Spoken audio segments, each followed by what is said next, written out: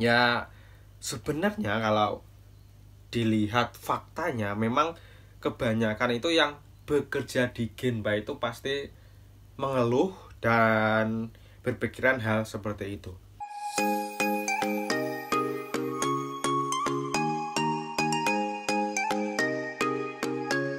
Konnichiwa minasang, selamat datang lagi di channel EDW ini, channelnya Kenshusei dan X Magang. Oke, di video kali ini seperti yang di judul, aku akan ngebahas lagi soal pekerjaan konstruksi.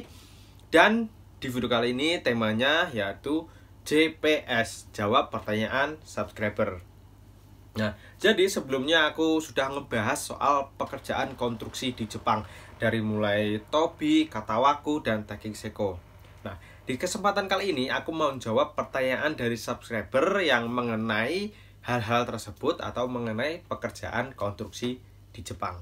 Bagaimana sih pertanyaannya? Mari kita baca bareng-bareng. Ini pertanyaannya. Semoga channelnya makin berkembang senpai. Amin.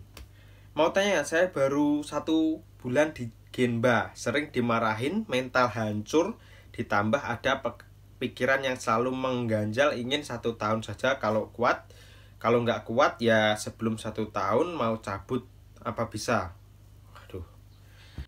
Ya, sebenarnya kalau dilihat faktanya memang kebanyakan itu yang bekerja di Genba itu pasti mengeluh dan berpikiran hal seperti itu, yaitu ingin cabut ya. Tadi nanyanya ingin cabut atau selesai kontrak aja. Sebenarnya sebelum aku menjawab pertanyaannya, di sini aku mau sedikit curhat. Saat dulu aku pas magang di Genba, aku juga sempat berpikiran seperti itu. Berpikiran kalau mau berhenti dan mau mutusin kontrak. Tapi aku tidak jadi berhenti karena aku berpikir saat dulu berjuang ke Jepang itu beratnya seperti apa, dari mulai tes IM Japan, dari tes medikal dan sebagainya, tes bahasa. Terus aku juga berpikir keluargaku sendiri.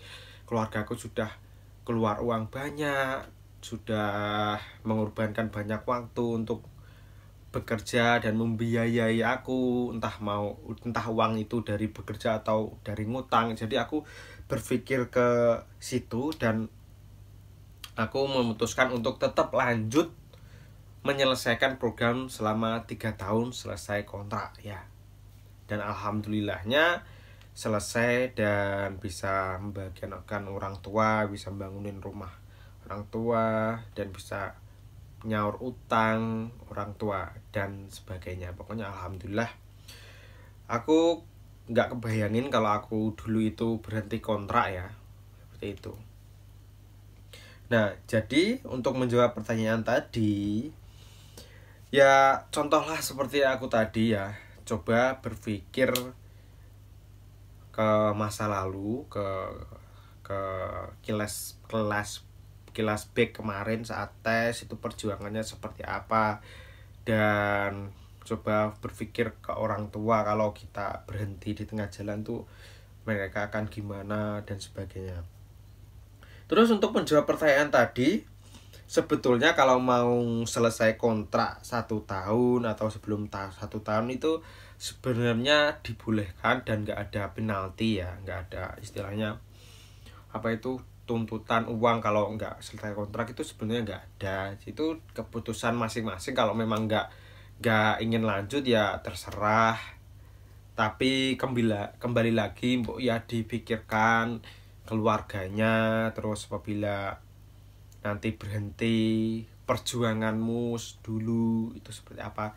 Dan di sini juga aku mau nyampaikan, apabila kamu itu berhenti kontrak dan kabur, itu akan berimbas ke adik-adikmu. Jadi mereka yang akan bekerja di situ dari Indonesia, dari daerahmu, itu akan di blacklist ya, atau dicap jelek. Istilahnya dicap jelek aja, bukan blacklist, dicap jelek. Jadi imbasnya kalau kamu itu putus kontrak atau kabur atau yang lainnya, pokoknya berhenti kontrak, maka kamu di daerah kamu itu akan mendapat citra jelek, terutama di Indonesia. Jadi di sini aku sampaikan buat ini akun YouTube Obet Sigit. Ya coba aja ditahan 1 tahun ini, coba bertahan, terus coba pelajari. Jadi saat bekerja di Genba itu sebisa mungkin di-enjoy-enjoyin aja, terus kerjaannya dihafalin dengan serius. Nanti kalau kamu bisa bekerja dan sudah tahu, kamu akan tahu sela-selanya. Nah, seperti contoh aku kemarin di tahun kedua, di tahun ketiga, itu aku sudah bisa kerja dan sudah paham tahapannya. Jadi aku gimana ya, berpikir kayak licik aja ya. Jadi aku mencari di step-step atau pekerjaan itu, di tahapan itu aku cari yang gampang. Jadi aku ngerjain yang gampang, yang berat-berat itu biar dikerjain orang lain, seperti itu. Ya sebetulnya nggak baik dicontoh, tapi ya mau gimana lagi, kalau memang kamu nggak ingin kerja berat, ya jalan satu-satunya adalah pintarkan dirimu saat bekerja. Nah, setelah kamu pintar bisa kerja, kamu nanti akan tahu selah-selahnya dan bisa enjoy. Ya buktinya aku sendiri sudah selesai 3 tahun di enjoy-enjoyin. Nah, itu ya mungkin yang bisa aku sampaikan. Terus aku mau baca lagi. Ya, jadi pertanyaannya intinya, mau cabut bisa atau enggak? Ya bisa. Tapi kan kamu baru 1 bulan di Jepang. Nah, coba ditahan aja 1 tahun ini, coba kamu tahan. Terus kamu pelajari pekerjaannya, kuasai. Nanti kalau kamu sudah bisa kerja, kamu pasti akan tahu selanya, ya. Jadi diingat-ingat ya, diingat baik-baik, ditahan-tahannya. Nah, maka dari itu, sebelum berangkat ke Jepang, kalian itu pahami dulu kontrak kerja ke kalian. Sebelum tanda tangan itu ditanyakan pekerjaan di bidang apa, terus pekerjaannya bagaimana di Jepang nanti seperti apa. Nah, itu pentingnya pengetahuan supaya kalian pas di Jepang nanti tidak ingin menyesal dan tidak ingin putus kontrak. Jadi sebelum bekerja ke Jepang, sebelum berangkat itu pahami job kalian. Maka dari itu videoku sebelumnya aku sempat ngebahas soal pentingnya pemahaman job kerja di bidang saat di Jepang. Nah, untuk menangani hal-hal seperti ini, seperti yang bertanya tadi, dia ternyata nggak betah terus ingin mutus kontrak, ya. Oke, untuk saranku sendiri, jadi buat kamu yang nanya tadi, saranku sendiri, coba ditahan aja 1 tahun ini, coba di-enjoyin, kuasai pekerjaan, fokus ke pekerjaan.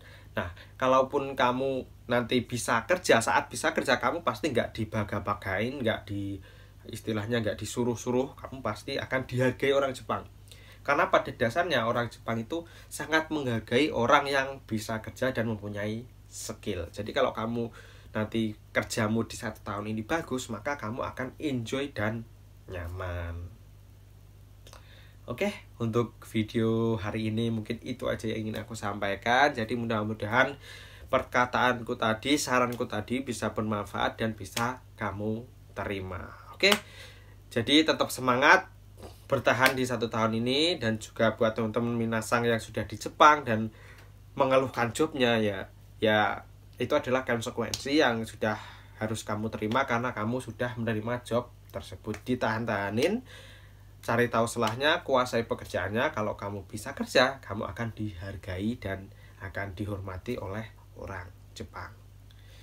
Oke, untuk video kali ini cukup sampai di sini. Mite korete arigatou gozaimashita. Jah mata ne. See you the next video.